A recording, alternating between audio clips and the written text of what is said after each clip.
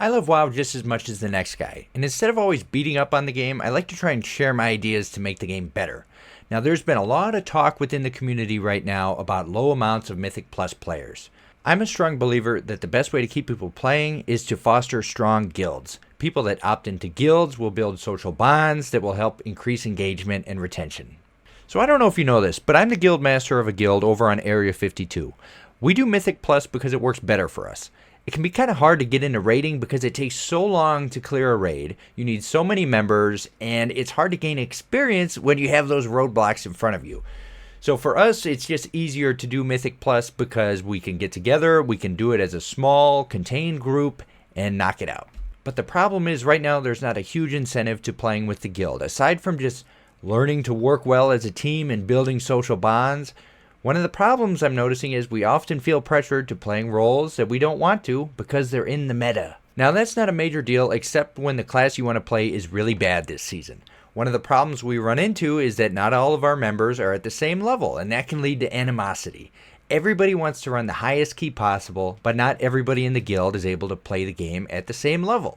So why should we be penalized for running a key with a guild group and not timing it? At the end of the day, we're choosing to play with each other, and including guild members shouldn't be a negative thing. Right now, when you run a dungeon, if you don't time a key, it goes down. If you time a key, it goes up in level. If you're running with a guild, my suggestion is if you don't time the key, it stays the same. Why are you penalizing a group for running together? If you don't time the key, you don't time the key, it doesn't go up in level. Now, if you have an issue with the amount of points, fine. Don't award points to a guild group who does not time the key. Leave it at that. Why make it more complicated than it needs to? Or keep it at the same thing now, where if you're over 20% overtime, you get no points. Because what's the problem with that anyways? But I just don't see the point in penalizing a group for running together. What's the difference if they have a 6 and then they keep a 6? Why do you really need to go down in key level? If you want to take it one step further, you could even say, fine, if you don't even finish the key, then let it go down. But I just don't see the point in saying you're running together as a group, you guys didn't time it, you're not getting rewarded with a higher key, so stay at the same level. I think that's totally fine. I don't know, to me this just makes more sense. The timer has always felt like more of a pug mechanic anyways. It keeps the run short so people can get out and go about their day. But if you're with a guild, why does that really matter? You want to play with each other, you want to run the content.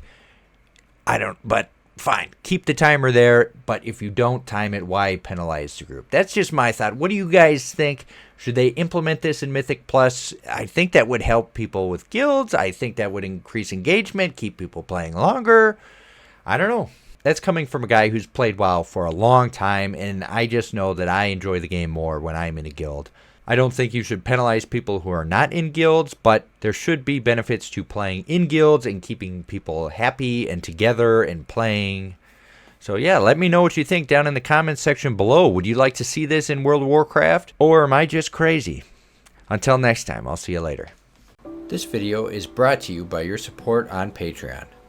Visit patreon.com/GrouchyGus94 to help support the channel.